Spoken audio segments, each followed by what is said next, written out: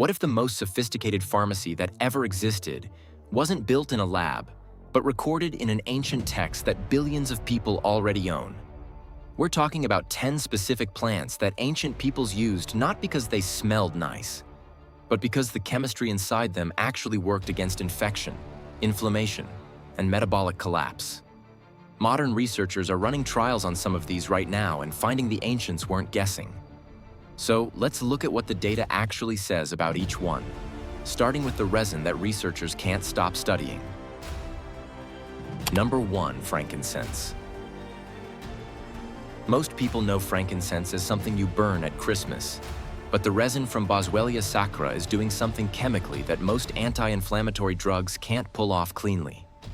Boswellic acids block the 5-LOX enzyme pathway, which shuts down inflammatory cascades at the molecular level, and they do it without tearing up your gut lining the way standard anti-inflammatory drugs often do.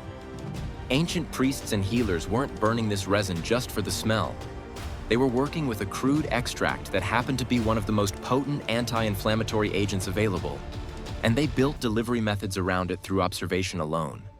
Smoke inhalation isn't as efficient as a modern capsule, but it got active compounds into inflamed tissue.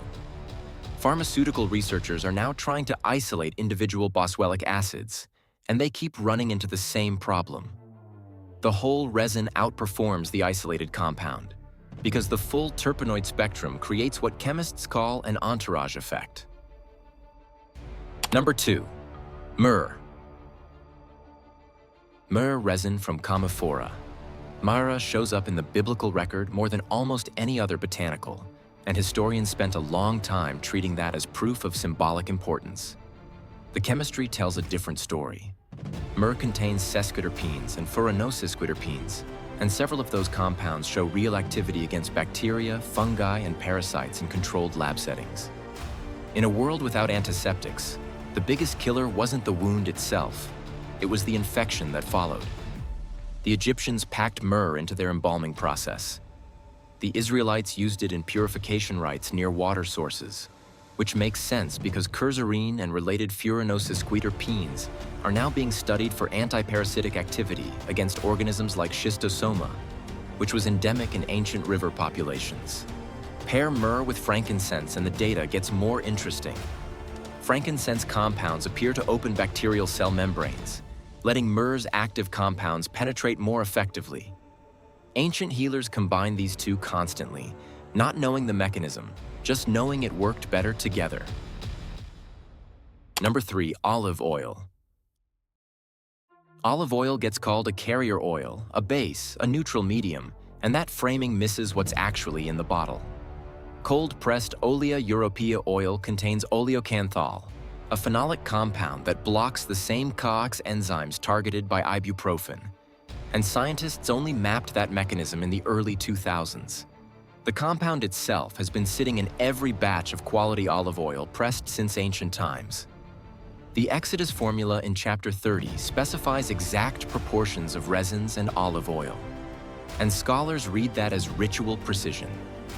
From a formulation standpoint, those proportions also produce a skin-permeable blend where fat-soluble terpenoids move through the olive oil and absorb through skin far better than they would in any water-based solution. Applied to a wound, that blend delivered anti-inflammatory phenols, antimicrobial terpenoids from the resins it carried, and a physical barrier against contamination, all simultaneously. Number 4, hyssop. Hyssopus officinalis shows up in Mosaic law as a physical tool for sprinkling water in purification rites, and most commentary stops at the symbolism. What it doesn't mention is that every time that hyssop bundle got dipped and shaken, the plant matter released pinocamphone and rosmarinic acid into the air and onto whatever surface it contacted. The ritual and the sanitation ran simultaneously. Pinocamphone acts directly on bronchial smooth muscle, which is why hyssop preparations have historically treated coughs and chest congestion. So a community already dealing with infection was getting respiratory support from the same plant they used to clean their surroundings.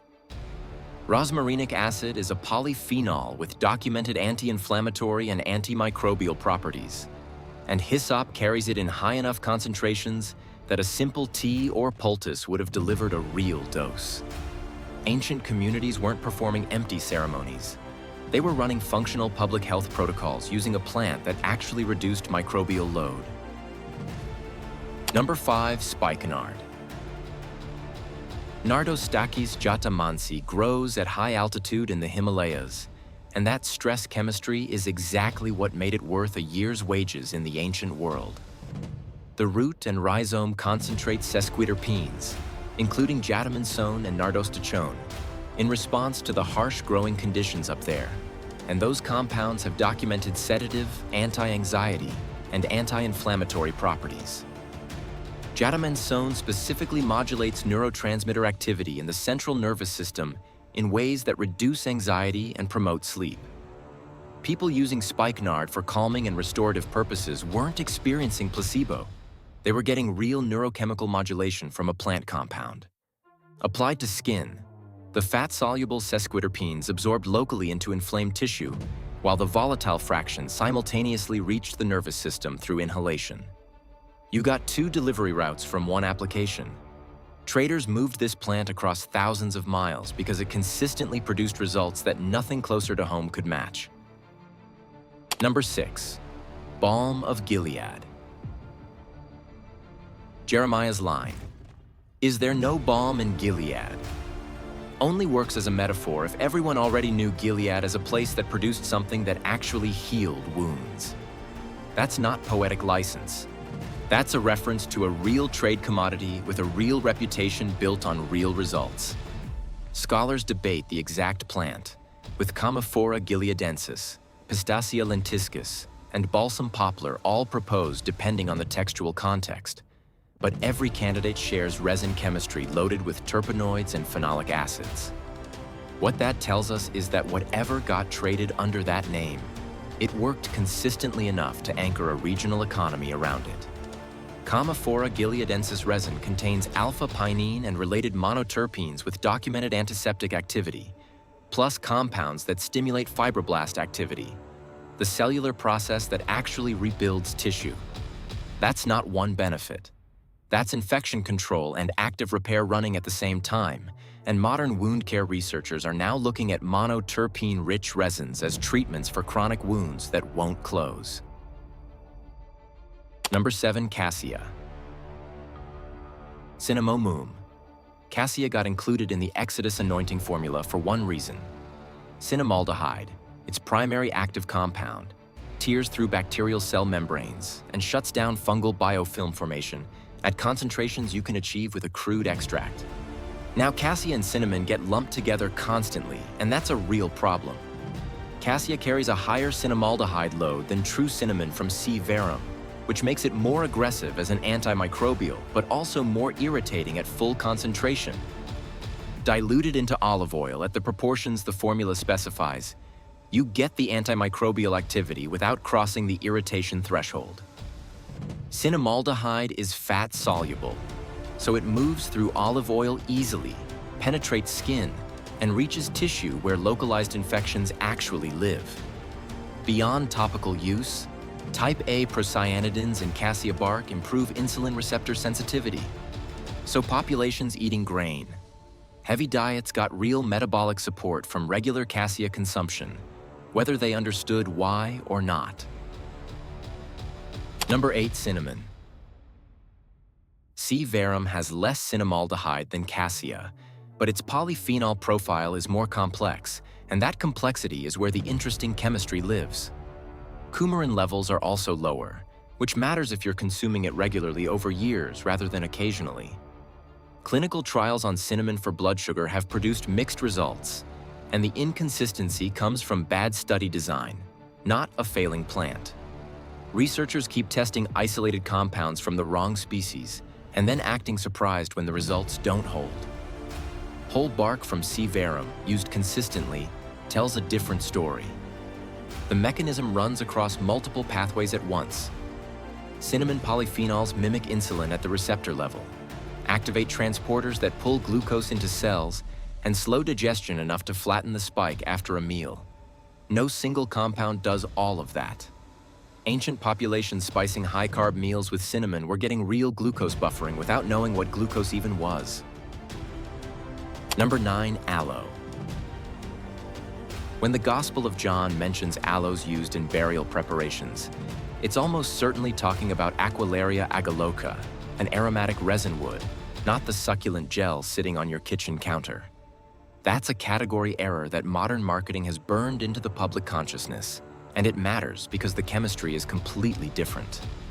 Aquilaria resin contains sesquiterpenes and chromone derivatives with real antimicrobial and anti-inflammatory activity. In embalming contexts, those compounds slowed bacterial decomposition. That's a practical application, not a ceremonial one. Now, aloe vera, Aloe barbadensis, is genuinely worth knowing about on its own terms. Atsamanin, its primary polysaccharide, activates macrophages and stimulates collagen production, and it's been studied in clinical settings for burns and diabetic ulcers with solid results. The anthraquinones in the latex layer add mild antimicrobial activity on top of that. 2 different plants, 2 different chemistries, both worth using accurately. Number 10. Cedarwood oil. Cedrus libani, the cedar of Lebanon, built its reputation not on fragrance but on chemistry that actively stops organic material from breaking down.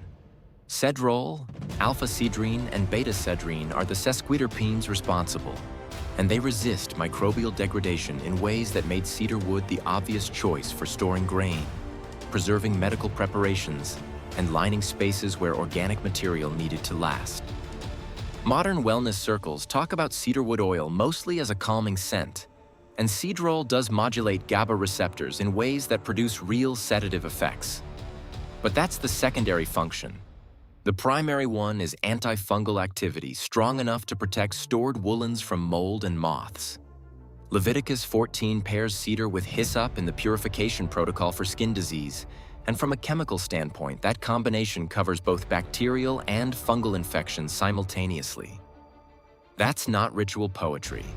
That's a broad-spectrum topical treatment written into ancient law.